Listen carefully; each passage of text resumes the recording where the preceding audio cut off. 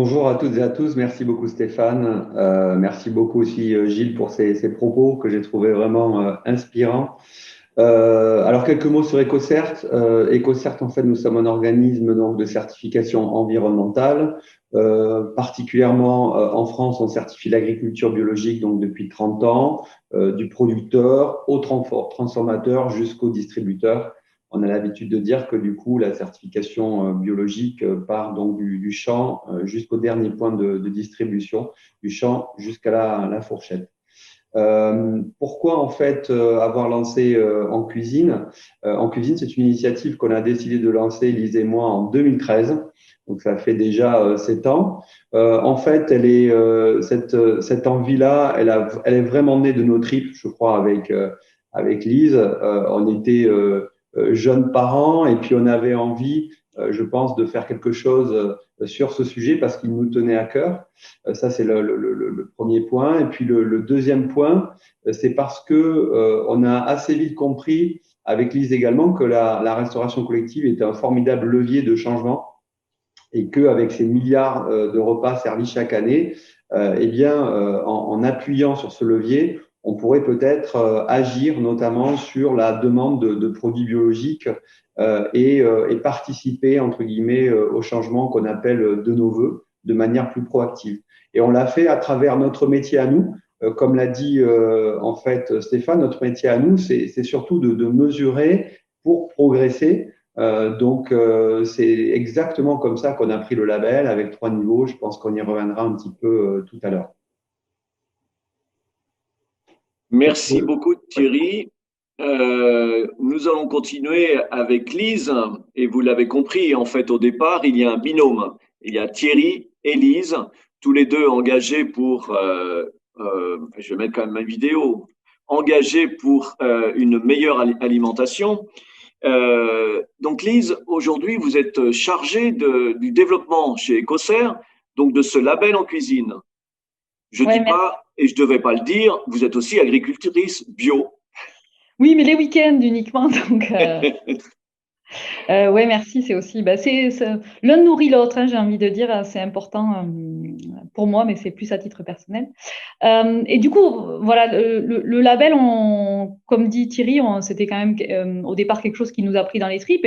Et la volonté, c'était vraiment de manger mieux en restauration collective, parce qu'on le voyait, et là, de façon plus terre à terre, finalement, manger mieux en restauration collective, c'est devenu peu à peu assez complexe, hein. C'est-à-dire qu'il y a quand même beaucoup de difficultés pour le cuisinier ou le gestionnaire, on va dire, de restauration maintenant, à se positionner, à agir concrètement sur tous les enjeux qui nous entourent, comme le bio, quoi choisir, quoi, le bio, le local, les OGM. Maintenant, on parle des produits ultra transformés.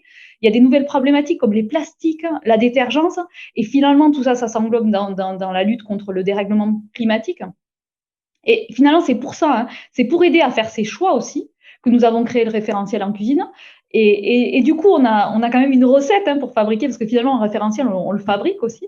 Et comment ça se passe? Il nous faut intégrer des connaissances. Là, Gilles Beuys, c'est pas par hasard qu'il est là, et je le remercie vraiment de son témoignage, parce qu'il y a un vrai, il a dit, on est entouré de fake news, et ce qui est important pour faire un référentiel, c'est de faire une bonne biblio scientifique, et vraiment de s'appuyer, et de s'appuyer aussi sur nos connaissances terrain, parce que la chance qu'on a chez EcoCert, c'est qu'on a des auditeurs qui passent sur les sites, donc ça peut être les exploitations agricoles, et là, comme dans les cuisines de restauration collective, et ils nous font des remontées. Et pour concevoir ce nouveau référentiel, mais comme l'ancien, on s'est appuyé donc sur des données terrain et sur du travail scientifique.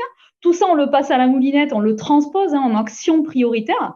Donc, on crée ce qu'on appelle des critères, donc c'est qui définissent un référentiel. Il faut que ces critères ils soient à la fois exigeants, mais aussi auditables. Auditables, ça veut dire qu'on puisse les vérifier sur site. Ça, c'est très important. On peut écrire un critère, mais qui n'est pas vérifiable, et dans ces cas-là, j'ai envie de dire, peu d'intérêt, même s'il est très ambitieux.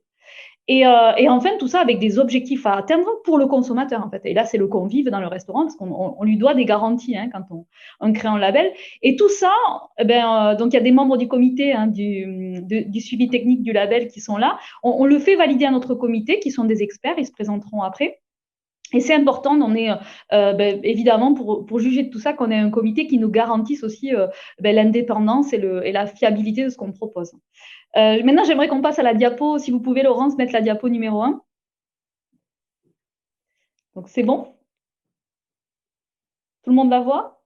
Oui, c'est parfait, Lise, merci. Ouais, super. Donc, vous pouvez voir là, c'est les enjeux. On a voulu que ce référentiel réponde à 4 grands enjeux qui sont la santé. Bon, là, c'est d'actualité avec le Covid et ça l'est de plus en plus. Pendant longtemps, on a peut-être oublié le lien agriculture, santé, et maintenant on parle d'alimentation, on va plus loin.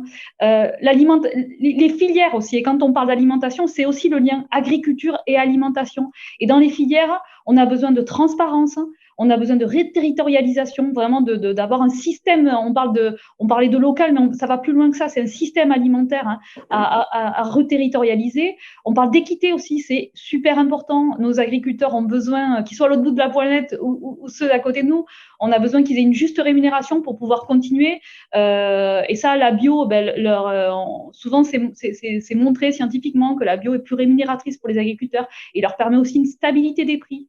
Et enfin, on a besoin évidemment de préserver l'environnement et d'accompagner au changement. Et d'ailleurs, ce référentiel, hein, il fait partie de l'accompagnement au changement. C'est aussi ce qu'on a voulu. Donc, du coup, c'est une démarche, si vous le voyez bien, que l'on veut globale, systémique et cohérente, quoi, hein. Je vais vous demander de passer à la diapo numéro 2. Là, je vais vous présenter finalement la démarche. On a fait un tableau explicatif.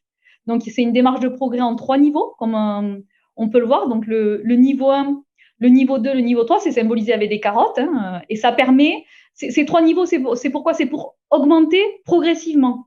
C'est hyper important, on le voit dans la transition. Des fois, il y a des transitions on voit, il y a des gens qui passent en 100% bio en peu de temps. C'est pas la majorité. Généralement, pour inscrire le changement dans la durée, il faut y aller progressivement, mais ambitieusement aussi, hein. Et du coup, donc, pour faire ça, il faut aussi en parallèle communiquer. Ça sert aussi à ça, un label, à valoriser les efforts engagés. Et c'est très important parce que le changement restauration collective, si on le dit pas, il se voit pas, hein. C'est vraiment très, très important de valoriser ce qu'on fait. Et du coup, le référentiel, il impose des critères au niveau de l'assiette, comme c'est très important, mais aussi, et parce qu'il est systémique, au niveau de l'établissement. On parle de gestion écologique du site. Donc, du coup, il y a 4 grands domaines, hein, vous pouvez voir, donc le bio, le local, le sain, le durable, donc les produits biologiques, l'intégration de produits biologiques, le local et l'équitable, la qualité nutritionnelle, c'est très important, et la gestion environnementale du restaurant, donc c'est l'aspect durable. Donc, du coup, il a évolué ce référentiel. Et quels ont été les grands changements?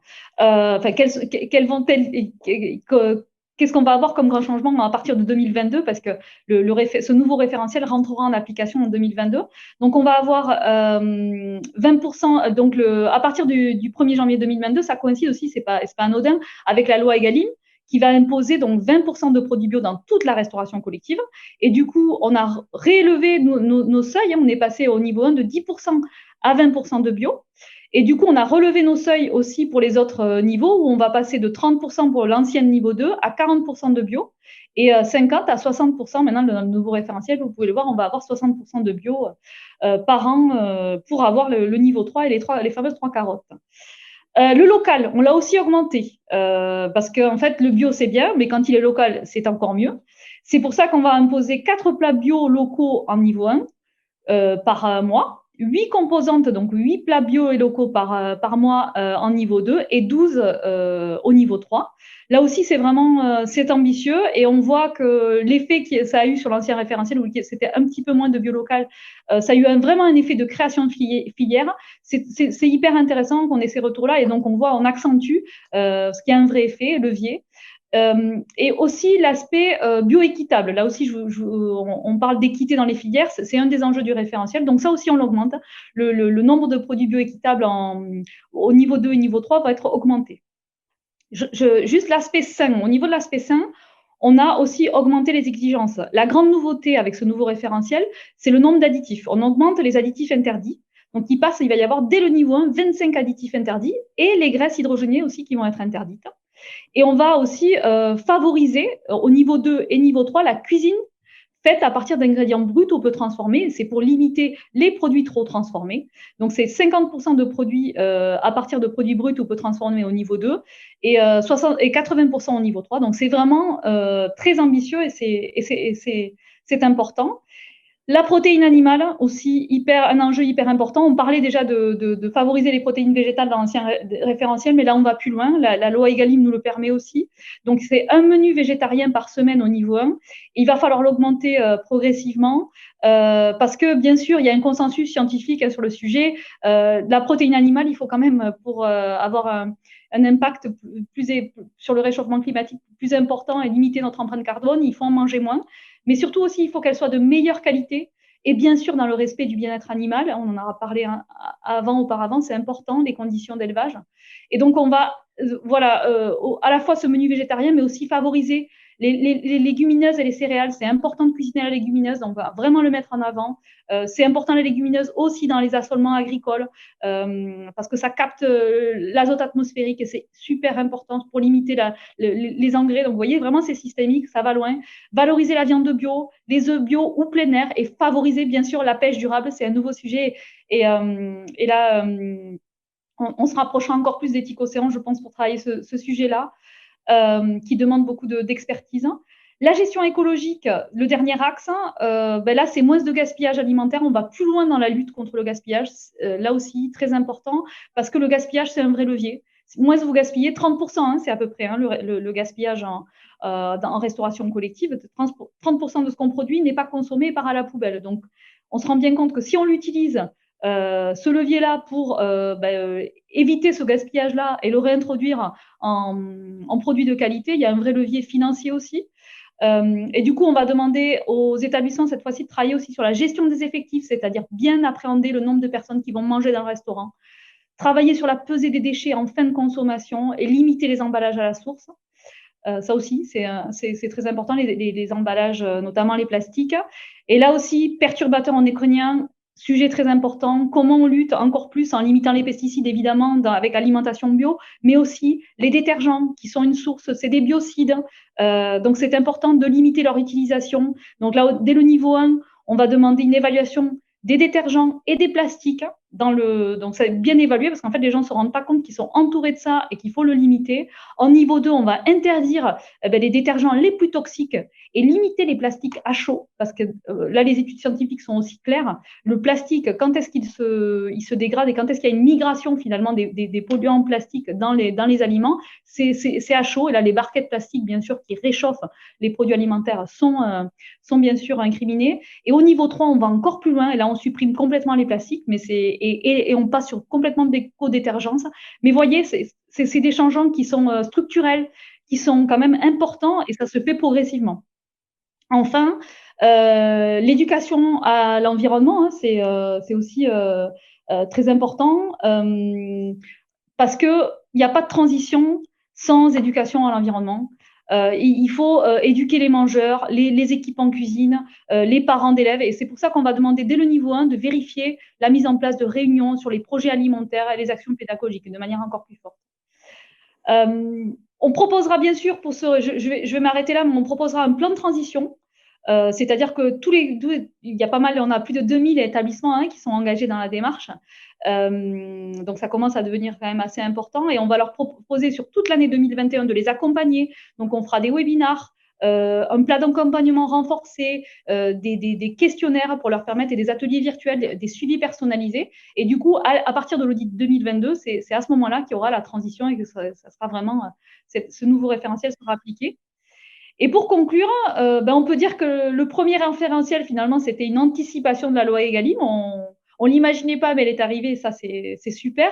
Et maintenant, on va plus loin, on ne s'arrête pas, on reste ambitieux. Et vraiment, c'est finalement ce deuxième référentiel, c'est une ambition qu'on se donne pour traduire l'alimentation durable en restauration collective. Voilà ce que j'avais à dire. Merci.